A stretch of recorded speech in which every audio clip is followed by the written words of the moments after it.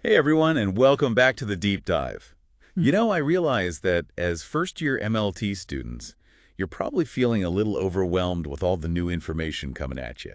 Definitely a lot to take in. Yeah, so today we're going to try to make one of those core subjects a little bit easier to digest and maybe even a little bit interesting. A little more exciting. We're diving into the world of healthcare economics That's right. using this textbook here called Basics of Health Market and Economy as our guide. A great resource for anyone wanting to understand this complex field. It is. And what we're going to quickly find out is that the healthcare market, it's not exactly like buying your groceries. It's a whole different ballgame. It is. So let's unpack this a bit right off the bat. That's good. How is the healthcare market different from, say, going to the grocery store or shopping online? Well, in a typical market, like you mentioned, things are pretty straightforward, right? You've got supply and demand and prices fluctuate accordingly. Makes sense. But healthcare, well, it throws a few curveballs into the mix. Okay. I'm intrigued already. So what are those curveballs? Those things that make healthcare so different? One of the biggest culprits is something we call market failures. And these are situations where those normal market forces, they just don't quite work the way they should in healthcare. Market failures. Okay, so give us an example of a market failure that, we as future MLTs might actually encounter out there in the real world. Absolutely. Let's talk about information asymmetry. Information what now? Asymmetry, yeah, it's a bit of a mouthful, but the concept is pretty simple. Imagine you're a patient going to see a doctor, right? The doctor has years of medical training. Tons of knowledge. And exactly, they've got this wealth of information about your condition, but the patient, you might be completely in the dark. You're just trusting the expert. Right, you're relying on their expertise and their recommendations, but this imbalance in information can lead to some tricky situations. Like, give us a real-world scenario here. Let's say a doctor recommends a bunch of expensive tests. Happens all the time. Right. And as a patient, you might not know enough to question those recommendations, even if some of those tests might not be totally necessary. So the doctor's expertise kind of dictates what happens. In a way, yeah. This is what we call supplier-induced demand, where the doctor, as the supplier, they're actually influencing the demand for services, and that can sometimes lead to overtreatment. Wow. That's kind of scary when you think about it. Yeah. It makes you realize that informed consent, it's not just a formality. It's really important for patients to be active participants in their own healthcare. Absolutely. And as future MLTs, you guys are going to play a key role in giving patients that information they need to make those informed choices. Oh, that's a good point. You'll be the ones explaining those test results, answering questions, and really helping patients understand what's going on with their health. So information asymmetry. That's one market failure to watch out for. What else is there? Let's talk about uncertainty. Uncertainty. Yeah. In healthcare, you just can't always predict what's going to happen. You can't schedule a heart attack for a convenient Tuesday afternoon, right? Definitely not putting that in my planner. Exactly.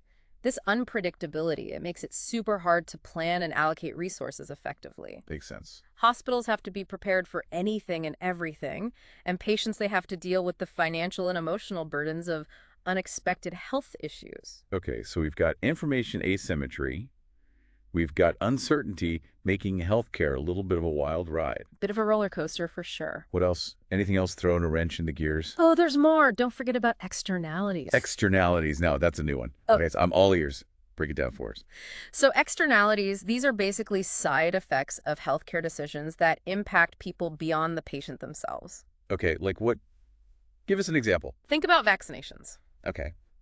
When you get vaccinated, you're not just protecting yourself, you're also reducing the risk of spreading a disease to others, especially those who are more vulnerable. So it benefits everyone. Right. That's a positive externality. Yeah. Your decision to get vaccinated has a ripple effect that benefits society as a whole. So it's not just about individual choices, it's about the collective good. Exactly. But I'm sure you can guess there are negative externalities too. Oh, yeah, there's always a flip side. Right.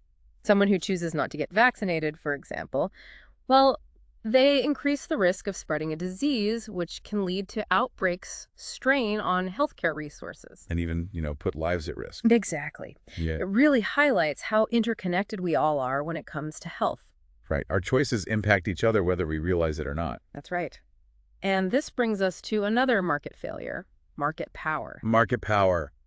Okay, what's that all about? Well, in healthcare, some players have way more influence than others, and this can really skew the market in ways that don't always benefit I patients. have a feeling you're talking about those big hospital systems and those huge pharmaceutical companies we always hear about. You got it. These powerful entities, they can sometimes act like mini monopolies, controlling prices and limiting choices for patients. So even if there are other options, those big players can kind of squeeze them out. Sometimes, yeah. It's a complex issue. Give us a real-world example of how this market power actually affects everyday people. Think about brand name drugs versus generic drugs. Okay. Generics, they have the same active ingredients as their brand name counterparts, but they're often way cheaper. Right. Everyone knows that. But sometimes those cheaper generics aren't readily available, or insurance companies make it harder for patients to get them. They favor those more expensive brand name options. So even when there are more affordable choices, patients might not be able to access them. Exactly. It's a frustrating situation, and it highlights the need for more transparency and accountability in the pharmaceutical industry. For sure. And as future MLTs, you guys are going to see this firsthand, working with patients who are struggling to afford their medication. It's a reality of the healthcare system. This all ties into the issue of equity in healthcare, doesn't it? Absolutely. It's a huge concern. Yeah. Not everyone has equal access to quality healthcare, and this can have devastating consequences. People might delay seeking care until their conditions worsen, which then leads to more expensive and complex treatments down the line. And sometimes those treatments might not even be an option anymore. Right. It's a heartbreaking reality, and it's something that you, as future MLTs, need to be sensitive to. You'll be working with patients from all walks of life, and it's important to be aware of these disparities and advocate for equitable access to care whenever you can. So it's not just about running tests and analyzing data. It's about being aware of the bigger picture and the challenges that patients face. It's about being a patient advocate. Okay, so we've painted a pretty bleak picture so far. But are there any solutions on the horizon? What can be done to address these market failures? Well, that's where governments come in. Given all these complexities, governments around the world play a pretty significant role in their healthcare systems. This can take many forms, like regulating healthcare providers, setting quality standards, and providing financial assistance to those who can't afford care. So the government steps in to try and level the playing field in a way. In a way, yeah. They try to make sure everyone has at least some level of access to care. And we see this in action with programs like Medicare and Medicaid here in the U.S. Exactly. Those programs are designed to provide coverage to the elderly and low-income populations, helping to fill some of those gaps in access. And those programs wouldn't be possible without the hard work of MLTs and other healthcare professionals out there on the front lines. It's a team effort for sure. Understanding these market failures and the role of government, it's crucial for anyone working in healthcare, especially for those just starting out. Yeah, it helps you see the bigger picture and the context in which you'll be working. Exactly. It's like having a roadmap to navigate this complex healthcare landscape. A roadmap that's essential for any aspiring MLT. Absolutely. And it's something that we'll continue to explore in more depth as we move forward in this deep dive. All right, so we've talked about some of the big picture challenges in the healthcare market, these market failures. Yeah. But now let's get a little more into the nitty-gritty. Time for some Econ 101. Exactly. Econ 101 for Yeah. healthcare. Don't worry, we'll keep it relevant to your future careers as MLTs. Promise no dry lectures. Because, let's be real, understanding the economics of healthcare is just as important as mastering those lab techniques. Couldn't agree more.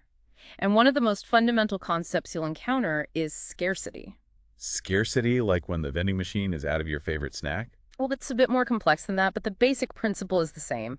In healthcare, scarcity means we have limited resources to meet everyone's needs. Make sense? Think about it. We don't have an endless supply of hospital beds or specialized equipment or even qualified healthcare professionals. So how do we make those tough choices about who gets what when there simply isn't enough to go around? That's where opportunity cost comes in. Every decision in healthcare, it involves trade-offs. When we choose to allocate resources to one area, we're inevitably choosing not to allocate them to something else. I'm starting to see how this all connects. Can you give us an example of opportunity cost that's relevant to the work of an MLT? Sure. Imagine you're working in a busy hospital lab. The lab needs to purchase new equipment, but they've got a limited budget. They could invest in a high-tech analyzer that would speed up blood testing, which would benefit a lot of patients. That's like a good investment. It could be. But that might mean they have less money to hire another technician, which could lead to longer wait times for results. So it's a trade-off. Exactly. That's opportunity cost in action. You're always weighing the potential benefits against the potential downsides. It's like a constant balancing act. It is. And those decisions are further complicated by two powerful forces that I'm sure you've heard of: supply and demand. Oh, yeah, supply and demand, those are like the cornerstones of economics. They are, and they play a huge role in healthcare too. So how do they work in the context of healthcare? Well, think about it this way. If there's a sudden outbreak of a contagious disease, the demand for specific tests, treatments, even hospital beds, it's going to skyrocket. Yeah, everyone's going to need care all at once. Exactly. And if the supply can't keep up with that surge in demand, well, then you start to see shortages, longer wait times, and even rationing of care. That sounds pretty intense. It can be. Healthcare providers have to make really difficult decisions about how to allocate those scarce resources. And MLTs, you guys are often right in the middle of it all. Wow. So it's not just about analyzing samples. It's about understanding the bigger picture and the forces that are shaping those decisions. Exactly. Now, another economic principle that's crucial to understand is elasticity. Elasticity. Okay, now remember that term from Econ 101, but refresh my memory. What does it mean?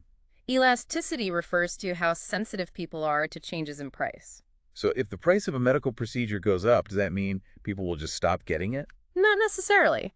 When it comes to essential healthcare, the demand is often what we call inelastic, meaning people will still seek care even if the price increases, especially if their health is on the line. Because they don't really have a choice. Right, but when it comes to elective procedures, things that aren't medically necessary, like cosmetic surgery, for example, people might be more price sensitive and might choose to delay or forego those procedures if the cost becomes too high. So it's a matter of how essential the healthcare service is. Exactly. Yeah. And understanding this concept of elasticity is super important for healthcare providers and policymakers because they need to be able to anticipate how changes in price might affect the demand for services and ultimately the overall cost of care. Okay, so we've covered scarcity, opportunity, cost, supply, and demand, and elasticity. I'm starting to feel like an economist over Oh, here. you're getting it. But now let's zoom out a bit and look at the different players in this complex healthcare ecosystem. Because it's not just doctors and patients, there's a whole cast of characters involved. Okay, let's meet the cast. I have a feeling things are going to get a little competitive. You could say that. Just like in any market, healthcare has different structures, and these structures influence how things work. So break it down for us. What are the different market structures we might encounter in the healthcare world? Let's start with perfect competition. In a perfectly competitive market, you have tons of buyers and sellers. Everyone has access to the same information, and no single player can control the prices. Perfect competition. Oh, Sounds a little too good to be true. it does. And that's because it's incredibly rare in healthcare. I mean, the closest you might get is something like a farmer's market with dozens of stalls selling the same produce. But in healthcare, it's just way more complex. Especially with that information asymmetry we talked about earlier, throws a wrench in the whole perfect competition idea. For sure. So let's move on to a more realistic market structure, monopolistic competition. Monopolistic competition. Okay, what's that? So this is where you have multiple providers offering similar services, but they try to differentiate themselves in some way. So it's like competition, but with a little bit of flair. Exactly. Think about private clinics or specialized hospitals. They might compete based on the quality of their facilities or the reputation of their doctors or even just the amenities they offer. They're trying to create a brand for themselves within the healthcare market. Like a fancy waiting room with complimentary coffee and Wi-Fi. You got it. They're trying to stand out from the crowd and attract patients based on something other than just the price. Now let's move on to a more concentrated market structure, oligopoly. Oligopoly. That sounds a little intimidating. What exactly does it mean? In an oligopoly, a small number of powerful companies dominate the market. We see this a lot in the pharmaceutical industry, where a few big players control the production and pricing of essential medications. Ah, so that's why some medications are so expensive. It's because there's not enough competition to drive the prices down. Exactly. And this lack of competition can create real challenges for patients who need those medications but can't afford them. It can also impact the work of MLTs because you might encounter situations where patients can't access the tests or treatments they need because of cost barriers. It's like this ripple effect where the structure of the market can have real consequences for patients and the people who care for them. It's true. And then we have the most extreme market structure, a monopoly. Monopoly, like the board game? Yeah. I'm guessing it's not as fun in healthcare? Definitely not. In healthcare, a monopoly occurs when there's only one provider of a specific service or product in a particular region. So if you need that service, you have no other choice but to go to that one provider, no matter the price. Exactly. Think about a specialized hospital that's the only one offering a certain type of complex surgery in your entire state. They have a monopoly on that procedure, which gives them a lot of power when it comes to setting prices. That's a lot of power for one institution to have. But surely the government steps in to regulate these different players and prevent things from getting out of control, right? You're right to raise that point. Governments do play a crucial role in regulating healthcare markets to try and ensure that there's at least some level of fairness and to protect consumers from those kinds of monopolistic practices.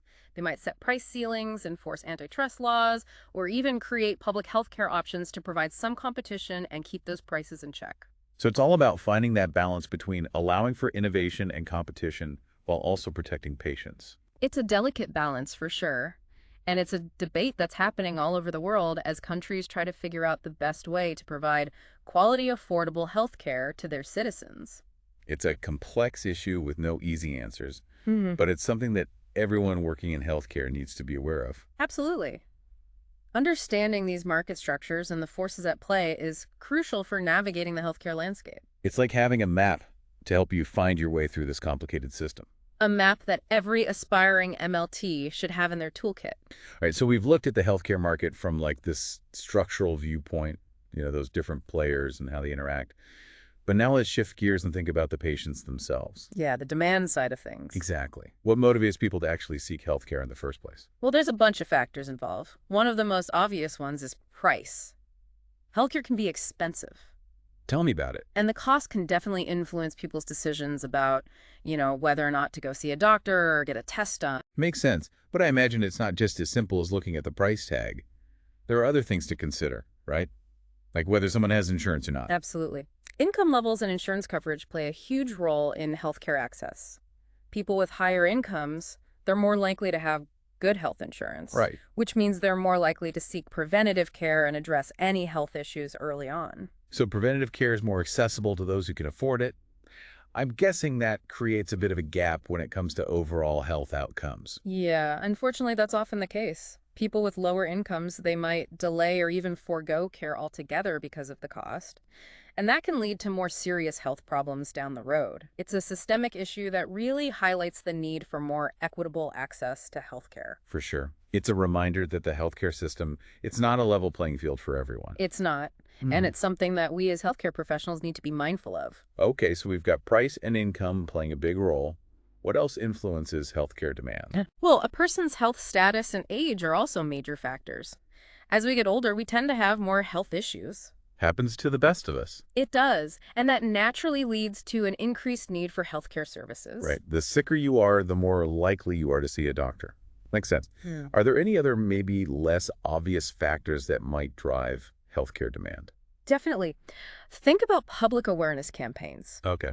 When there's a big push to get flu shots, or if there's a campaign encouraging people to get screened for certain types of cancer, you often see an increase in demand for those services. It's like a reminder to take care of ourselves. Exactly. Awareness and education are huge. They empower people to take charge of their own health and seek care when they need it. And that's where MLTs come in, right? Absolutely. By providing accurate and reliable test results, you guys are contributing to that knowledge base and helping patients understand their health status. It's all about working together to create a clearer picture of a patient's health. It is. Now let's touch on a concept that's a bit controversial, moral hazard. Moral hazard.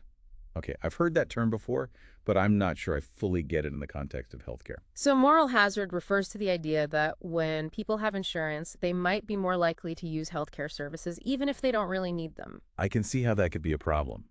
But wouldn't you want people to feel comfortable seeking care when they need it? Of course. But the concern is that this increased utilization, driven by the fact that someone else is picking up the tab, can drive up healthcare costs for everyone. It's a tricky issue with no easy answers. It sounds like finding that balance between encouraging people to get the care they need and making sure resources aren't being wasted on unnecessary tests and treatments. That's the challenge. And speaking of costs, let's not forget the main reason we have health insurance in the first place, to protect us from those potentially catastrophic medical bills. Yeah, nobody wants to go bankrupt because they got sick. Exactly. Health insurance is all about risk pooling. Exactly. Everyone pays premiums into a shared pot, and then when someone gets sick or injured, the insurance company uses that money to cover their expenses. It's like we're all looking out for each other. That's the idea. And there are different types of health insurance models out there, each with its own pros and cons. You've got public insurance programs like Medicare and Medicaid, which are government funded. And then you've got private insurance, which is typically purchased by individuals or provided through employers. And there's always debate about which model is the best. There is. But regardless of the model, one challenge that all health insurance systems face is adverse selection. Adverse selection. Okay, that sounds a bit scary. What is that? It's basically the tendency for people who are at higher risk of needing health care to be more likely to buy insurance. Okay. This can create problems for insurance companies because it can lead to imbalanced risk pools with more high-risk individuals than low-risk individuals, and that can drive up premiums for everyone. So it's like a vicious cycle. Healthcare gets more expensive, so healthier people opt out of insurance, which then pushes costs even higher for those who stay in the pool. Exactly. It's a tough problem to solve. And that's why governments often get involved in regulating insurance markets, trying to find ways to encourage more people to participate and make sure everyone has access to affordable coverage. It sounds like healthcare is this incredibly complex web of interconnected systems, economic forces, and individual choices. It is. It's constantly evolving, which makes it both challenging and fascinating. And as future MLTs, you'll be right at the heart of it, playing a vital role in this intricate dance. It's a bit daunting, to be honest, but also really exciting to know that we'll be part of something so important. And as you embark on your MLT journey, remember that you're not just learning about lab techniques. You're gaining a deeper understanding of the whole healthcare system. And that knowledge will empower you to be more effective advocates for your patients. So it's not just about the science, it's about the people. It's about both. Well, I think we've covered a ton of ground today. We've explored the unique challenges of the healthcare market, from market failures to the complexities of health insurance. And we've highlighted why understanding these concepts is so crucial for future MLTs like you guys. It's been a deep dive, for sure. And as you continue your studies and eventually enter the workforce, remember, you're not just working in a lab. You're part of a dynamic and ever-changing system that impacts the lives of countless people. It's a privilege and a responsibility that we don't take lightly. So to our listeners out there, keep those textbooks open. Keep asking those tough questions, and keep striving to make a positive impact in the world of healthcare. Your journey is just beginning, and we can't wait to see the amazing contributions you'll make. Thanks for joining us on The Deep Dive.